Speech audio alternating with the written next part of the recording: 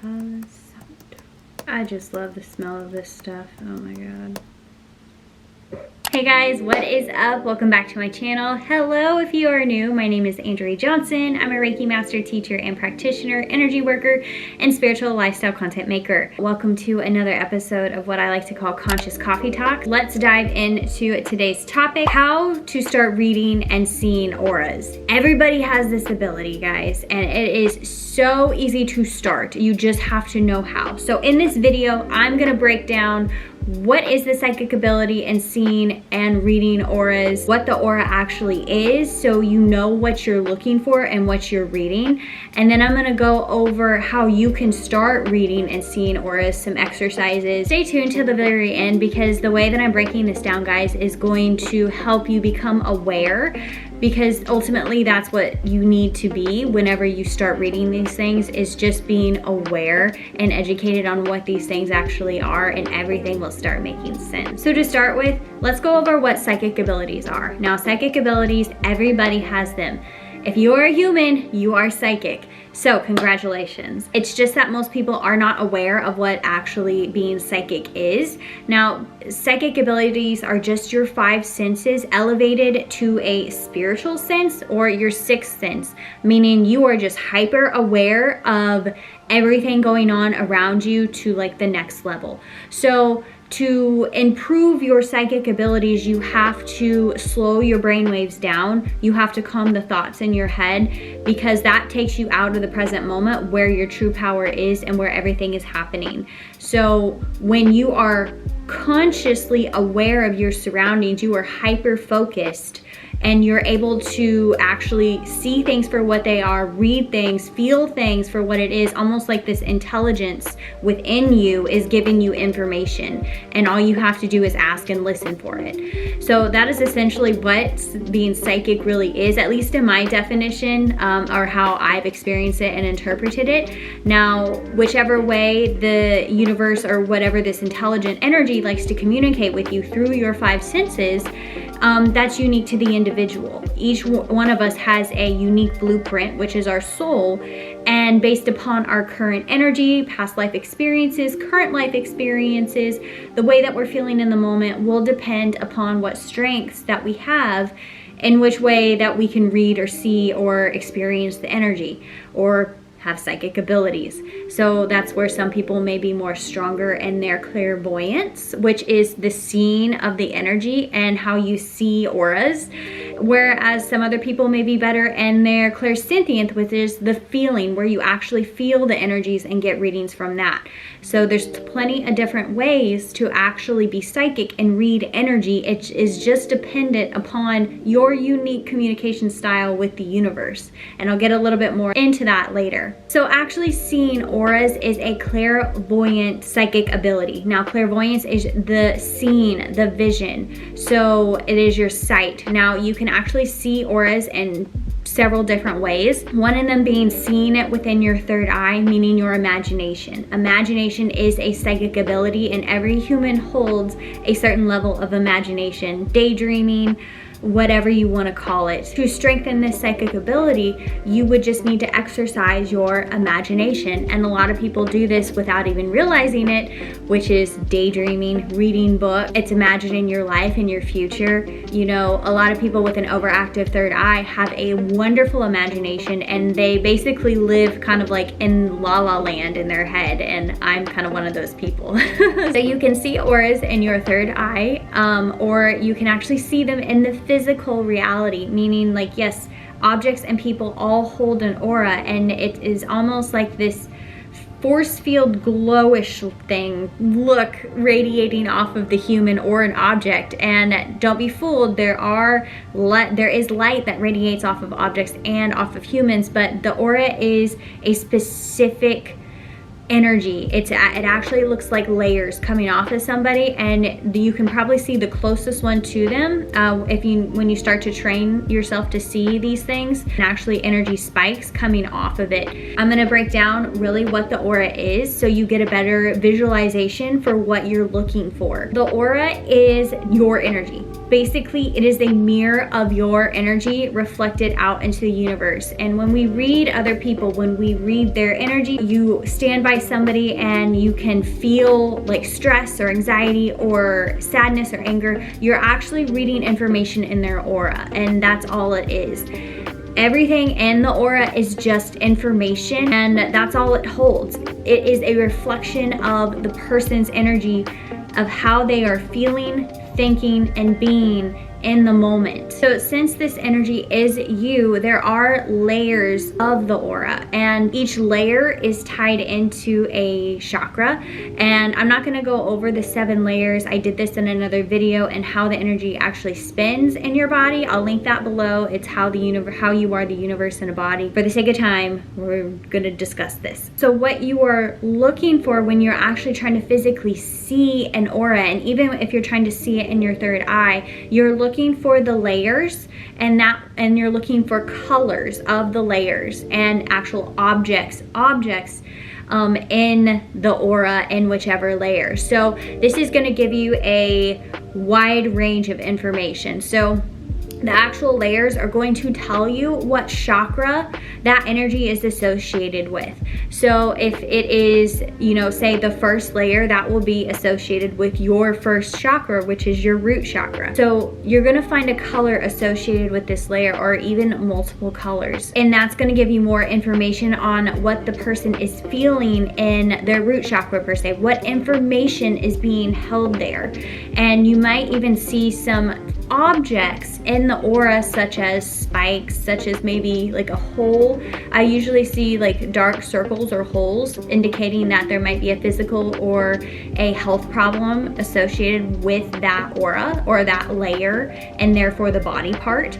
So you can kind of see how you can piece together what is going on with the person's life, and just by reading or seeing what's in the aura. Now, to further read it, you can also go off of how you feel. So when you set the intention to see somebody's aura and you start seeing it, you might even get feelings associated with the objects that you're seeing, or with the color that you're seeing, and that is more information behind it. And this is where it's going to be very unique for the individual reading the aura, because the universe knows specifically how to communicate with you, with the message it needs to get across for you to know what you need to know, how to read the aura. So for example, if I were to see the color blue in somebody's aura, and I saw it in their, say, emotional layer, which is the sacral chakra layer, so that would be the second.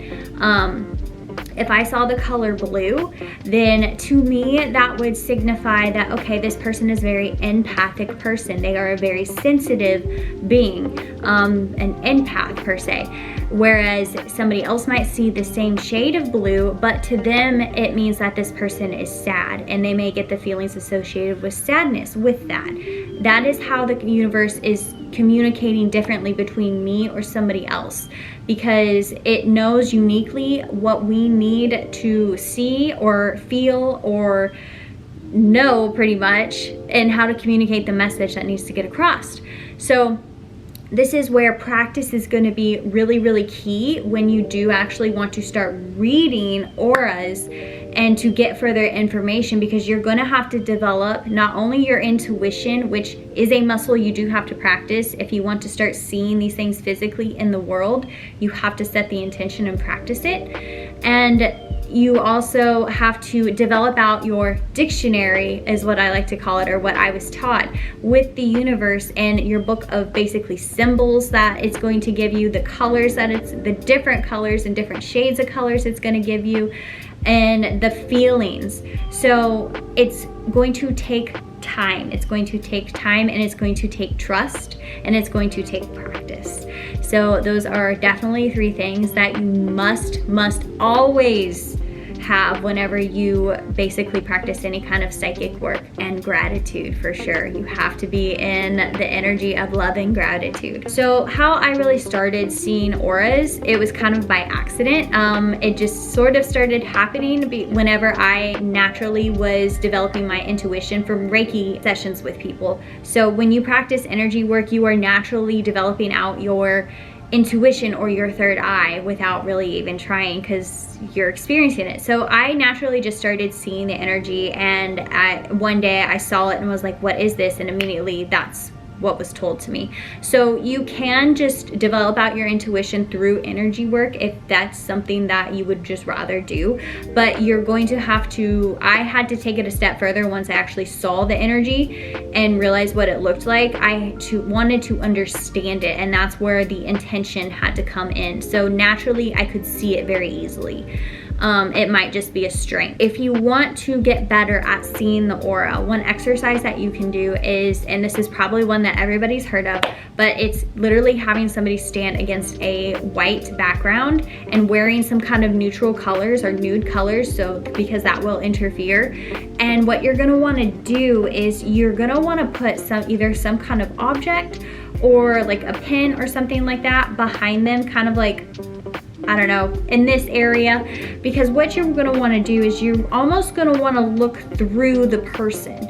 You almost want to have them in your peripheral vision, or look through them almost like you're looking through a window. You're trying to get them almost out of focus and your brainwaves to slow down so you can kind of see the light that's around this person. It may take some time, but in time, if you set the intention to actually see the person's aura and you do this exercise, you will eventually see the very faint layer around the person. If you kind of start to see them get blurred, because your vision will probably get a little bit blurry, or you might start to see waves, which is just the energy or reality basically falling apart because it's an illusion. What you can do is shut your eyes really quick, and I do this too, even still to this day in sessions, and you'll see an energetic outline of the person stuck in when your eyes are closed. And sometimes you'll even get the color with it. Most of the time I struggle to see colors because the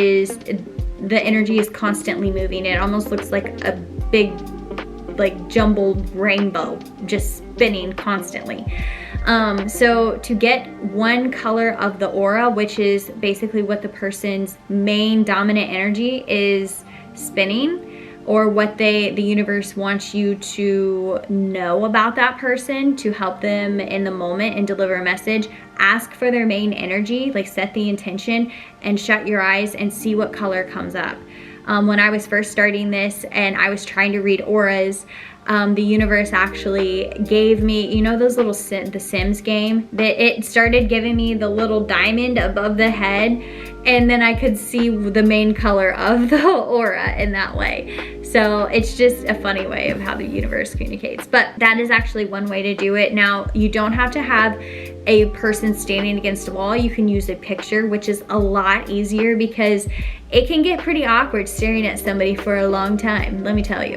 So you can use a picture, and you can use a picture of yourself, and it's a little bit easier, and you'll start to see your aura or the person's aura in the photo and still have them against a white background, because it is very difficult if there's going to be other color or a lot of noise pretty much going on in the photo, or if there are other people around them, it has to just be that person so nobody else's energy can get in the way. You can also look at yourself in the mirror and do it that way as well. You can also see your face shift in a mirror too, so that's pretty cool if you want to see that. But it's just basically trying to almost zone out and look through the person, almost like you're looking through a mirror. Now, if you struggle with this, some exercises that you can do to help build up to that would be to take your hand and put it out like this and look kind of off of your hand or through it like you would a window, and you'll start to see the energetic outline of the energy. It almost looks like heat coming off your hands, like heat waves. So it looks kind of like that. You'll see it kind of coming off of it. You might see a glow kind of around your hand. Now, also don't mistake it for light, because light does reflect off of objects and you, but there is a distinct difference between light and the aura. So the aura kind of has these little like spiky things coming off of it, or energy almost reaching out. It's the best way that I can describe seeing it.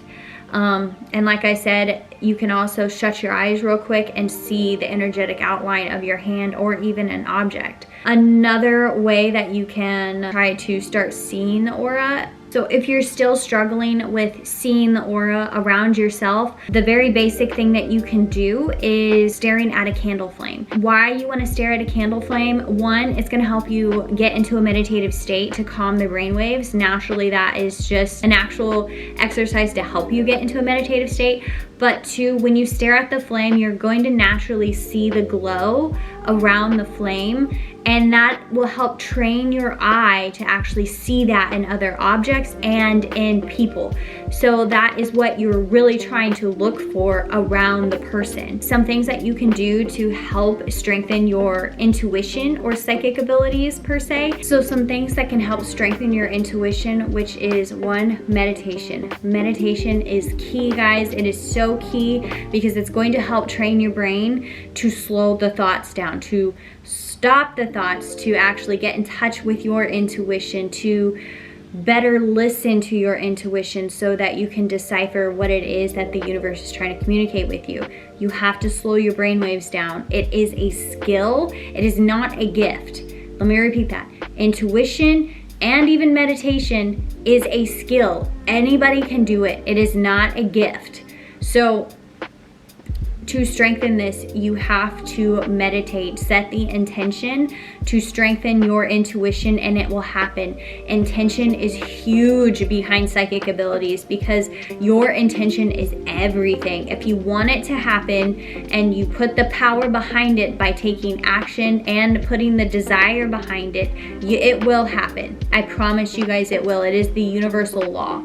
So those are two key things in any kind of psychic development that you want to do. Other things that you can do besides meditation or setting the intention to start seeing the auras, I mentioned this before, but actually doing energy work. Now, Reiki developed my intuition naturally because, and I didn't really expect it. It just started happening as I was performing sessions on other people.